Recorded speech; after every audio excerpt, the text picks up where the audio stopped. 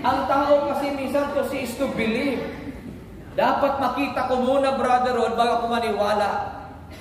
Isa mundo yun, na makikita mo muna bago ka maniwala. Pero pagdating sa pananampalataya, pagdating sa Diyos, manalig ka muna. Maniwala ka muna at makikita mo ang resulta. Palakpakan ng Panginoon. Kaya titigan yung katabi nyo. Sabihin niyo sa katabi niyo, nakikita ko. Nakikita ko. Yayaman ka. Yayaman.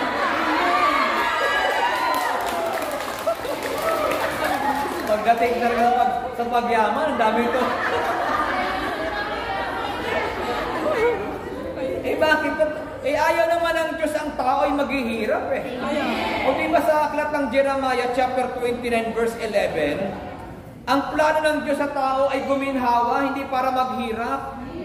The plan of God is to prosper you, not to harm you. Amen ba? At yan naman talaga ang original plan ng God sa tao. Kaya huwag kang mangangarap maghirap. May pangarap pa kayo? Anong pangarap niyo? Maghirap, yumaman? Yumaman! Kaya pag nangarap ka maghirap, huwag ka na magtrabaho kasi total yun naman pangarap mo. Kung kayo ay nag-work dito sa bansang ito, mangarap ka na.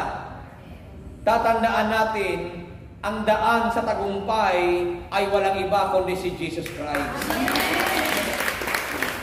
Amin po ba? Kaya kung tayo ay mayroong mga kahilingan sa buhay, si Jesus ang daan. Kaya sabihin mo sa katabi mo, si Jesus ang daan.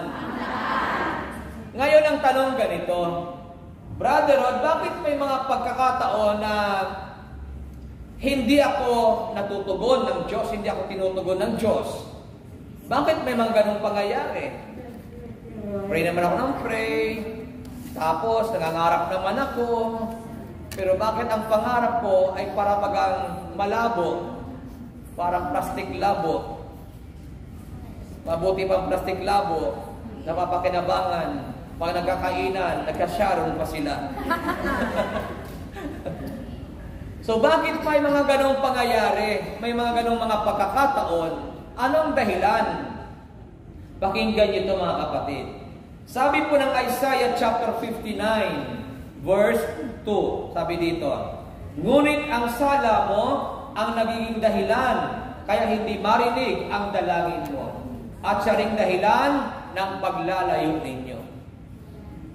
Ang sabi ng aklat ng Isaiah, ang sala ng tao ang nagiging dahilan, kaya yung kanyang dalangin ay hindi napapakinggan. So ang linaw ng sabi ng Bible, minsan nangangarap tayo, gusto natin ganitong buhay, magandang buhay, pero minsan hindi natin nakakamtan. Bakit? Ang sabi ng Isaiah, ang sala ng tao ang nagiging hadlang. Yan ang nagiging barrier. Kasi gusto ng Diyos tuloy-tuloy ang daloy ng kanyang blessing. Gusto ng Panginoon pagpalain tayo. Yan ang gusto talaga ng Lord eh. Kasi ang Diyos mahabagin, maawain ng Panginoon. Yung ang mga nakinig kay Lord, kay Jesus, na napakaraming tao, hindi niya pinauwi, nagutom. Kasi ang Diyos ay maawain. Ang Diyos ay mahabagin. Lalo kayong naririto sa bansang ito. Alam na alam kaya ng Diyos ang inyong mga paghihirap. Alam na alam kaya ng Diyos ang inyong pagdurusa. Alam na alam ng Panginoon, rinig na rinig ng Diyos, kung paano kayo itrato ng mga amo nyo. Amen ba? Hindi naman lahat kasi yung iba nakatagpo ng mga bubuting amo. Pero alam niyo po, bagbag na bagbag yung kalooban ko kapag meron kong mga naririnig kung paano siya itrato ng kanyang amo. Kaya nga tuwang-tuwa ako kapag kayo ay nakikita sa gawain ng Panginoon. Kasi, minsan, dito lang kayo pinasasaya ni Yahweh Shaddai. Tama po ba ako? Amen. Alam ko naman dito kayo nagiging masaya, nagiging maluwag ang kalooban. Yung mga nakakaranas sa kanya mga amo ng kalupitan, huwag kayong mag-alala. kitang-kita yan ng Panginoon. Hindi yan nalilingid sa mata ng Diyos. At nagiging masaya ka lang pagtatanggap ka na ng sweldo. Na pagtatanggap mo yung sweldo, ito ang sermon ng amo ko. Atas ng sermon. Amen po ba? Alam naman ng Diyos na minsan nagtitiis ka lang eh. Pero alam ng Diyos ang lahat ng inyong pagdurusa sa buhay. Huwag ka lang sumuko. Amen. Huwag ka lang bibigay. At huwag mong pansinin yung mga naririnig mo. Kasi baka pati utak maapektuhan. Amen po ba? Kasi ang laki ng epekto niyan eh. Yung araw-araw na mayroong salita na binabanggit sa iyo, malaking epekto sa atin yan. Pero huwag mong i-entertain yung mga salita na hindi maganda na yung naririnig mo araw-araw. Kasi may nakapagkwento sa akin yan yung namamasukan dito sa Hong Kong, tapos sinasabihan lagi ng kanyang amo, "You're stupid." Magpatugtog ka ng stupid. Naging salbakutan dati. Tapos isama mo yung amo mo, stupid. Gising ba kayo? O sinong gising sa kamay? O palakpakan natin ang Panginoon. Kaya alam niyo po, salamat kay Lord kasi may Word of God. Anong pakinabang ng salita ng Diyos? Yung mga naririnig natin araw-araw sa inyong mga amo at nararanasan yung araw-araw sa inyong mga amo na hindi mabuti ang trato sa inyo, napapalitan ng kalakasan ng Diyos kapag inaabot kayo ng mabuting balita. Kaya awang-awa ako doon sa ating kapatid na laging sinasabihan na stupid eh. Isipin mo, ikaw kaya sabihan lagi ng stupid. Baka mamaya pagdating ng araw, ang tingin mo sa sarili mo, stupid talaga. O di ba kaya ang laki ng epekto nun eh. Kaya salamat kay Lord kasi yung mga salita ng Diyos ay nagbibigay sa iyo ng kalakasan, nababago ang iyong mindset. At huwag kayong maniniwala na you are stupid. Huwag niyong tatanggapin yun. Bakit? We are a son, or we are the son of God. Tayo mga anak ng Diyos. Walang anak ang Diyos na stupid. Amen. Lahat ng anak ng Diyos is special. Amen. Amen ba? Lahat tayo is special kay Lord. Kasi tayo ay mga anak ni Yahweh El Shaddai. Amen ba? Kaya lahat ng mga anak ng Diyos is special. Kaya ang tawag sa atin, special child.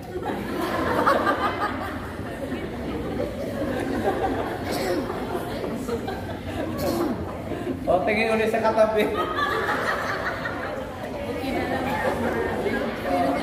Sabihin mo sa katabi mo, special child ka ng Diyos. O, amen ba? Special tayo kay Lord. Kaya ano man ang sabihin sa inyo ng tao, huwag niyong pansinin. Kahit mga taong nagsasalita ng pangit sa inyo, huwag niyong pansinin. Huwag mong pansinin ang naninira sa iyo.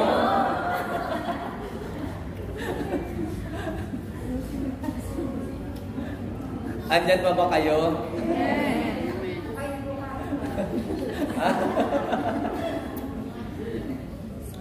Minsan sabi ko ay Lord, huwag mo lang papabayaan ng mga ito. Isang araw lang Panginoon ang labas na sa trabaho, tapos uuwi pa sila, lugo-lugo. Kaya ang lagi kong dalangin kay Lord, tuwing kayo ay dadalo sa gawain, uuwi kayo na pinagpala ng Diyos. Amen ba? Kaya lang, kung gusto talaga natin na magtagumpay at makamtan ang ating mga pangarap, tugunin ang ating mga panalangin, alisin natin yung hadlang. Ano yung hadlang? Nakikinig ko ba tayo? Hindi yung mata kayo nakikinig. Ano yung hadlang? Kasalanan. Kasalanan. O sabi mo sa katabi mo, ang hadlang ay kasalanan. O diba, sabi ng binasa natin, ang sala mo ang nagiging dahilan kaya di marinig ang dalangin mo. Gusto yung tugunin ng Diyos ang ating mga panalangin? O sinong gustong tugunin ang kanyang mga panalangin? O lahat ang gustong tugunin ng kanyang panalangin, alisin ang kasalanan. Ano ba yung mga kasalanan? Isa-isahin ba natin? Pag inisa-isa natin ang kasalanan, ubos ang oras natin. O, diba? Marami tayong mga pagkakamali kay Lord. Pero ang Bible naman ay nag-aanyaya sa atin. Sabi nga ng Isaiah, buksan niyo ang Bible niyo sa lumang tipan. Sabi ng aklat ng Isaiah, ayan, buti na lang naka-install dito. O, chapter 1, Isaiah chapter 1, verse 18, kung di ako nagkakamali. Alam ko na, pakinggan nyo na po ito eh. Sabi dito ng Bible, Isaiah chapter 1, verse 18, halik kayo at magliwanagan tayo. Sabi ng God, halik kayo at magliwanagan tayo. Bakit? Kasi may mga pagkakamali tayo at amin natin sa hindi, mayroon tayo hinihingi na hindi ibinibigay kasi hindi ka nagikipagliwanagan kay Lord eh. Amin ba? Sabi dito, halik kayo at magliwanagan tayo. Gaano man karami ang inyong kasalanan, handa akong ipatawad ang lahat ng iyan. Kahit na kayo'y maruming-marumi sa kasalanan, kayo'y magiging busila sa kapugian. Ngayon ang tanong, itinatakwil ba ng Diyos ang mga taong nagkasala? Hindi. Ang sabi pa nga ng Lord, ang sabi pa ng God, halik kayo at magliwanagan tayo. Amen ba? Kaya kung mayroong may ibang lahi dito din nakakaintindi ng Tagalog, i-translate nyo na lang. Kaya sa dalangin mo, kaya i-google nyo na lang. Amen ba? Alam niyo po, totoo lang, ito nakakatuwa eh. Pag Sunday, mayroon pala sa ating dumadalo na hindi nakakaintindi ng Tagalog, pero balik naman ang balik. Sabi ko, nakakaintindi ba yun ng Tagalog? Hindi. O 6 na buwan na pala, nasa gawain lagi. Pero tuwang-tuwa naman lagi. Amen ba? O ngayon, sabi ng Bible, halik kayo at magliwanagan tayo. Kasabihin mo sa katabi mo, makipagliwanagan ka na kasi.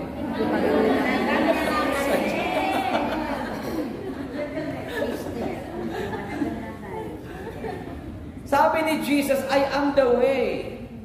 Ako ang daan patungo sa Ama. Nang ibig sabihin, kung ano man ang gusto mong iparating sa Ama, dadaan ka kay Jesus.